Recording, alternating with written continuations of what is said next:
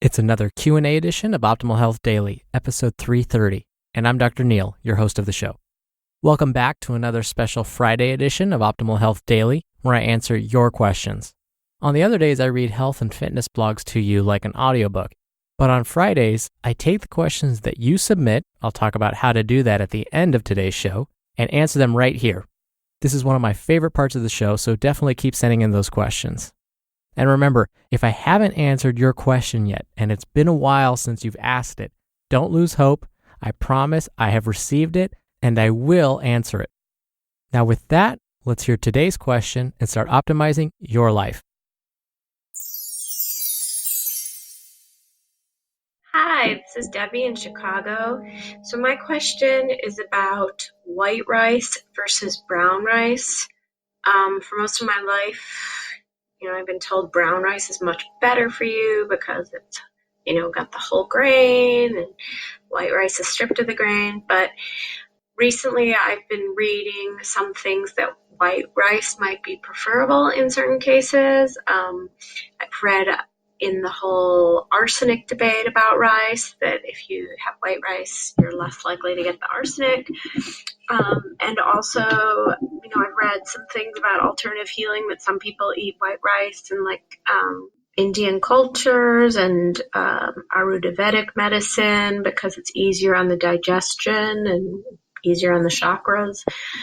So I'm just, from a nutrition standpoint, wanted to know if brown rice is still the gold standard.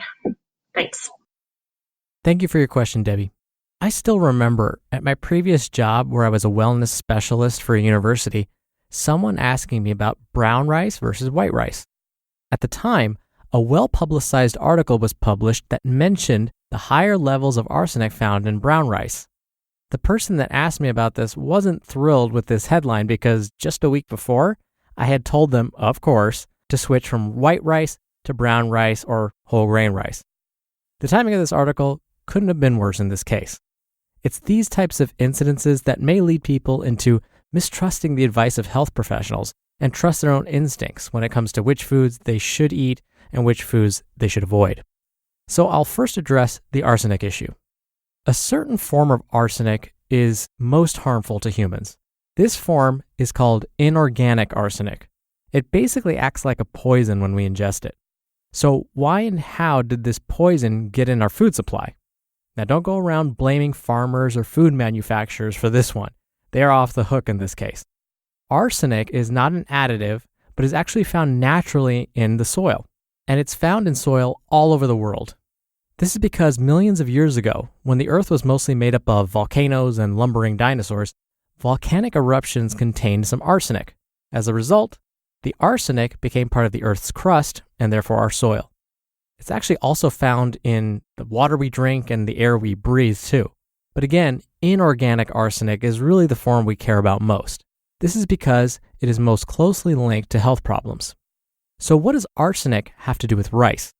Because of rice's molecular structure and the way it's grown, it seems to just attract and absorb inorganic arsenic. It doesn't seem to matter whether the rice was grown organically or with conventional farming methods. Either way, it will contain about the same levels of arsenic, and that's why we really can't blame the farmers for this one. And as Debbie mentioned, brown rice was found to have higher levels of arsenic when compared to white rice. That's because the inorganic arsenic is found in the husk of the rice. When you process rice to make it white rice, you remove the husk. So then, what are you supposed to do? Some believe that if you rinse the rice before cooking it, this will help remove the arsenic. This is only partly true. It will remove some of the arsenic, but not to any significant extent. The bigger downside is that by rinsing rice, you actually may end up washing away some of the vitamins and minerals that are found in it naturally. You could also soak the rice overnight and then drain the water prior to cooking. This will actually remove about 80% of the arsenic, but again, will also remove some of the nutrients. The Food and Drug Administration, or FDA, has publicly stated that even though inorganic arsenic is found in rice, there's no need to completely eliminate it from our diets. The FDA, along with the European Union, agreed that the safe level of consumption of inorganic arsenic is 100 parts per billion, or ppb.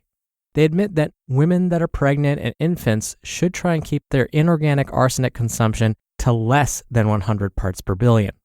This is because arsenic is most harmful to fetuses and infants.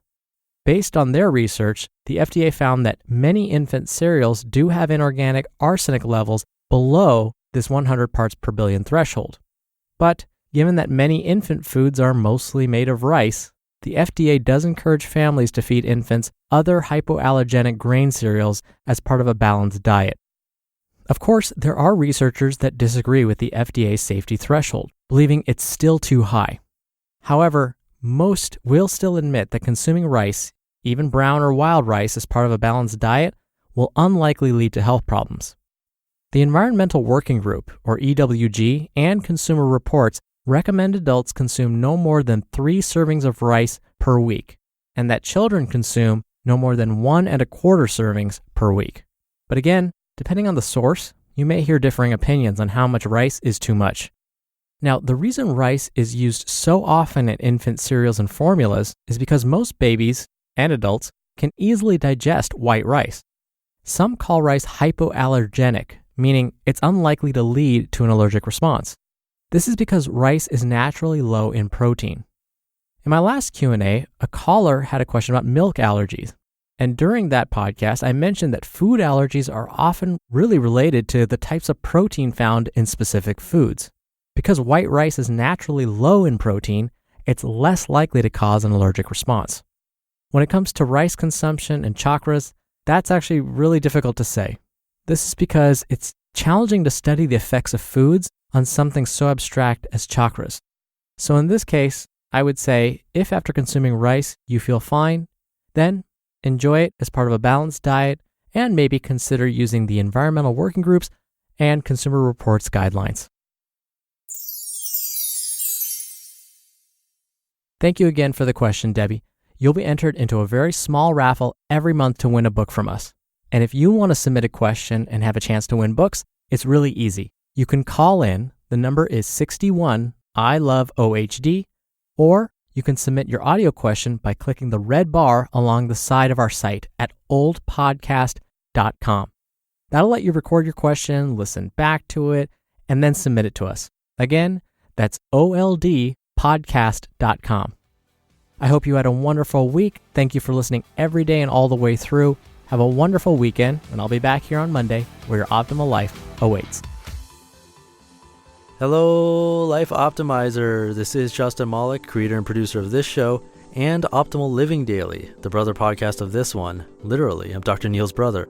If you like the format of this show, you'll love Optimal Living Daily too, where I also read to you from blogs, but cover other topics like personal development, finance, and minimalism from bloggers like Derek Sivers, The Minimalists, Zen Habits, and many more. So for more amazing content read to you for free, come subscribe to Optimal Living Daily too, and together we'll optimize your life. You've been listening to Optimal Health Daily. Be sure to hit the subscribe button to stay up to date on each new episode, and head to oldpodcast.com. That's oldpodcast.com for a free gift, as well as more actionable tips and resources to help you maximize your potential. Thanks for joining us, and remember, your optimal life awaits.